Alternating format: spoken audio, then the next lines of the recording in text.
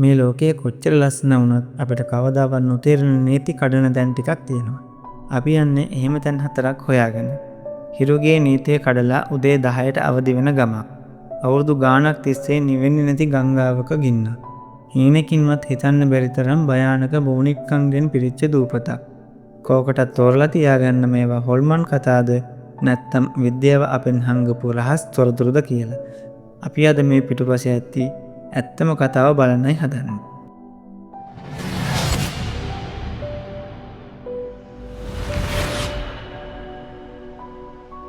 පළවෙනි එක හිරු පරක්කු වෙන ගම.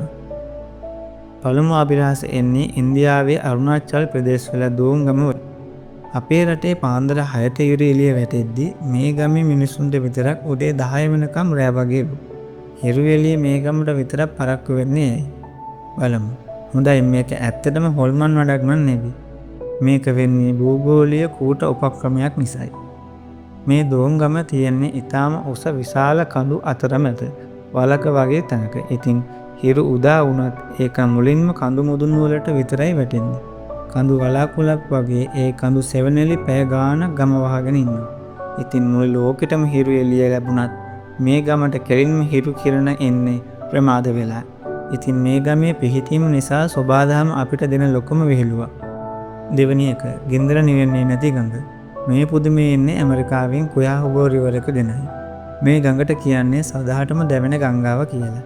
ඇයි ගඟක් ගිනිගන්නේ? කිනි වතුරට බය නැද්ද? 1969 දී ඇති වූ ගින්නක් ගැනයි හැමෝම කතා කළා. මේක ජලභූතයෙක්ගේ වැඩක් නන් නෙවෙයි. මේක මිනිසාගේ වැඩක්. අතීතයේදී කම්මල් හිමියන් තමන්ගේ තෙල්, රසායනික ද්‍රව්‍ය, විසාප ද්‍රව්‍ය කිසිම බයක් නැතුව මේ ගඟට දාන්න ගන්නවා. ටික කාලෙකින් ගඟේ මතුපිට ගිනි ගන්න පුළුවන් තෙල් පටලයක් වගේ හැදෙන්න ගන්නවා. 1969 දී මොකක් හරි හේතුවකට ඒ තෙල් පටලය ඇවිලෙන්න ගන්නවා. ගින්නෙන් වතුරට හානියක් නම් උනේ නැහැ. වතුර උඩ තියෙන තෙල් පුළුවන් තරම් කාලයක් ඇවිලෙන්න ගන්නවා. මේ සිදුවීම නිසා තමයි ලෝකෙම කම්පා වුණේ. අද මේ ගඟ සුද්දයි. හැබැයි ඉතින් මේ ගින්න අපිට මතක් කරලා දෙනවා අපේ පරිසරයට අපි කරන විනාශය කොච්චර භයානකද කියලා. තුන්වෙනි එක බෝනික්කන්ගෙන් හොල්මන් දූපත.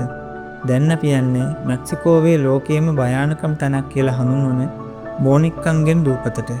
මේ ගස්වල එල්ලලා තියෙන කැඩුණු යුරෝපීය බෝනික්කෝ දහස් ගාණක් ඉන්නවා. කටකතා කියන්නේ මේවා රැයට තනියම කෑ ගහනවා කියලා, hina වෙනවා කියලා. ඇයි මෙච්චර බෝනික්කෝ? මේක හොල්මන් දූපතක්ද නෑ. මේක පිටුපස තියෙන්නේ හොල්මනක් නන් නෙවෙයි. දුක්ඛිත මිනිස් කතාවක්. මේ දූපතේ ජීවත් වුණු ඩොන් ජූලියන් කියන මහත්මයා ඇලේ ගිලිලා මැරුණු පොඩි කෙල්ලෙක්ගේ මල සිරුරු දැකලා තියෙනවා. ඒක ඔහුට ලොකුම කම්පනයක් වෙනවා. ඔහු විශ්වාස කළා ඒ කෙල්ලගේ ආත්මය සැනසෙන්නේ නැතුව මේ දූපතට වෙලා ඉන්නවා කියලා. ඒ ආත්මය සැනසෙන්න ඔහු Tamanට ලැබුණ මුල්ම බෝනික්කා ගහක එල්ලලා තියෙනවා. අවුරුදු 50ක් තිස්සේ ඔහු කුණු ගඩොල් වලින් හොයාගත්තු බෝනික්කන් දෙවියන්ට පිදුවා වගේ ගස්වල එල්ලලා තියෙනවා.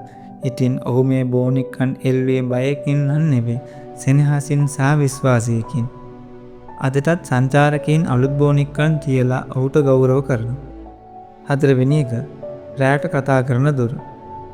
මේ කතාව බොහෝ අය අත්දැකලත් ඇති. රැයට තනියම යද්දී හිමින් දොරක් තනියම ඇරෙනවා වගේ ඇහිලා ඇති. ඉතින් අපි හිතන්නේ මේ හොල්මනක් ඇවිත් කියලා. සමහරු කැමරා වලින් බලලා ඇත්තටම කිසිම කෙනෙක් නැතුව දොර ඇරෙනවා දැකලා බය වෙලත් තියෙනවා. මේකයි විද්‍යාවට අභියෝගයක්ද? නෑ, හොල්මනක් නන් නෙවෙයි. මේ පිටුපස තියෙන්නේ ගෙදර හදලා තියෙන විදිය සහ භෞතික විද්‍යාවේ නීතිය. පළවෙනි රහස ගුරුත්වාකර්ෂණ උගුල. අපේ පැරණි ගෙවල් වල බිම ටිකක් ඇදයි. ඒ වගේම දොර උළුහවු ටිකක් කැඩිලා. අපි දොරක් අගුල නොදා පොඩ්ඩක් ඇරලා තියපු ගමන් දොරේ බර නිසා ඒක පහළට තල්ලු වෙන්න ගන්නවා. ඒ නිසා දොර තනියම විවෘත වෙන්නත් ගන්නවා. දෙවෙනි රහස නිහඬ ශක්තිය. රාත්‍රියේදී උෂ්ණත්වය අඩු වෙද්දී ලීදරුවල් සහ ගේ වහල ටිකක් ඇකිලෙන්න ගන්නවා. මේ ඇකිලීම නිසා දොරේ අගුළු ටිකක් බුරුල් වෙලා ගුරුත්වාකර්ෂණයට වැඩි ලේසි කරනවා.